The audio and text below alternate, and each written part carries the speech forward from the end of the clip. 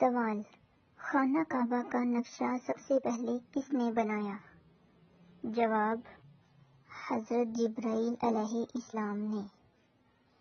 سوال: جہنم کے کتنے دروازے ہیں؟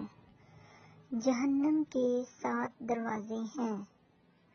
سوال: رحمت للعالمین کس نبی کو کہتے ہیں؟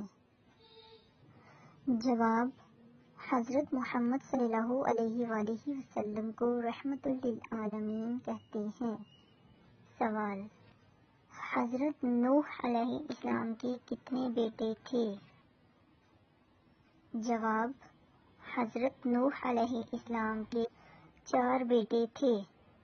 سوال: وہ کون سا نیک عمل ہے جس کا اجر اسی دنیا میں مل جاتا ہے؟ جواب: رشتہ داروں کے ساتھ نیک سلوک کرنا۔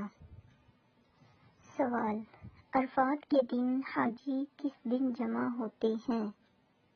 جواب: 9 ذی الحجہ کو۔ سوال: پاکستان کا سب سے چھوٹا دریا کون سا ہے؟ جواب: پاکستان کا سب سے چھوٹا دریا دریائے راوی ہے۔ سوال: پاکستان کا سب سے چھوٹا شہر کون سا ہے؟ جواب: پاکستان کا سب سے چھوٹا شہر جہلم ہے۔